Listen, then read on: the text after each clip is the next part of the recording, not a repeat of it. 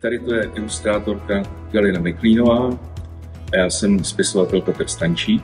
Здравейте, това е художничката Галина Миклинова, а аз съм писателят Петър Станчик. A my společně jsme napsali a nakreslili tady tu knížku. Ние заедно написахме и нарисувахме тази книга. H2O a tajná vodní mise. H2O и тайната водна мисия.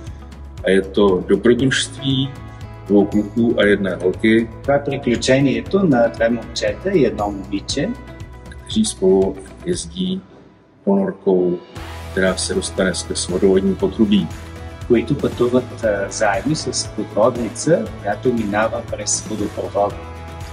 Nám s Galinou se v Bulharsku moc líbí На нас с Галина много ни харесва в България a přejeme našim malým i velkým čtenářům, aby si jim líbily i naše knížky. и пожелаваме на нашите малки и големи читатели нашите книги да им харесат.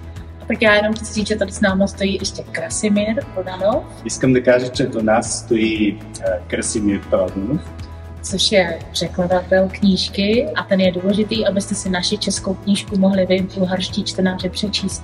Той е преводачът на книгата. Това е важно, за да можете нашата книга, написана на чешки, да бъде прочетена от вас на български. Protože obrázky se dají číst mezinárodně, ty si prohlídne každý, ale text je potřeba přeložit. Защото илюстрациите могат да разглеждат хора от различни страни, но текстът трябва да бъде преведен, за да го прочетете след това. A já jsem v Bulharsku podruhé a líbí se mi tady pokaždé o trochu víc nebo o hodně víc. Аз съм за втори път в България и всеки път тук ми харесва все повече. Рисунките в тази книга, а до нея е господин Петър Станчик, който пък я е написал. И усилията на двамата всъщност са довели до раждането на тази книга, която се казва H2O и тайната водна мисия, която между другото в Чехия се хареса много на чешките деца и съответно книгата се здоби с продължение. Но сега, днес, тази вечер, всъщност ще си говорим за първата книга, която е една много забавна история на три приятелчета, които по стечение на обстоятелствата се оказва, че имат в ръцете си едно много странно изобретение, именно един смалител, който всъщност е сешоара на майката на едно от децата. Знаете какво е сешоар, нали? Да. Използвате ли вкъщи? Да. Така че внимавайте, защото може да ви смали до толкова, че да се качите на подводниците, които заедно ще правим след малко. В книгата се случват всякакви шантави и откачени неща. И сега даже с господин Станчик си говорихме, че обикновено не само децата я харесват, но и възрастните също много се смеят на приключенията на тримата герои и така бързо се влюбват в това, което става по страниците. И понеже децата в книгата изобретяват своя подводница и тръгват с нея, къде според вас плава една подводница? В море. Само в морето, а другаде? В океана. В океана. Другаде? Само подводница може да падне. Да влиза. А сега, можете ли да си представите, че една подводница може да се вмъкне в водопровода на чешмата? Да. Не. Да или не? Не. Но се оказва, че може. И може би нашите гости ще ви обяснят как става това. Всъщност те са подготвили тук много материали, с помощта на които ще създадем нашите подводници.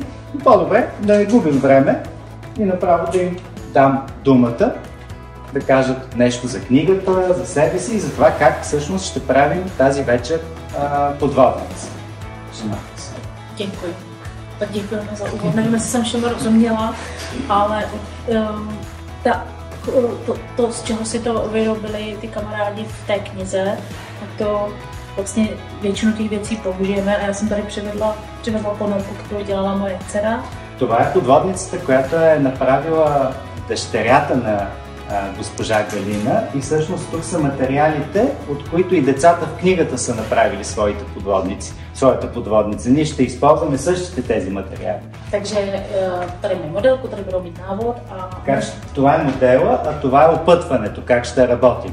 A mezi tím, co jim budeme vysvětlovat, jak se to vyrábí, tak jim Petr rozdá материал, který budou vyučovat. Така че ще ви обясняваме как се прави подводницата. Междувременно господин Петър ще ви раздаде материалите, които ще използваме, за да направим подводница. Já bych ještě řekla, že jestli rodiče chtějí, tak mohou si sednout ke svým dětem a pomáhat jim.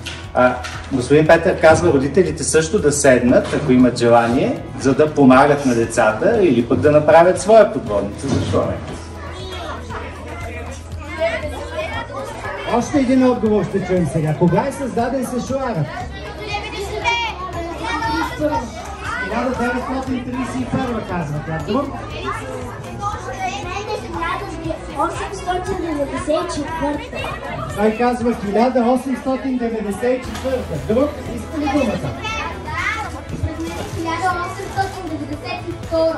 Тя казва 92 и е още по-близко между другото.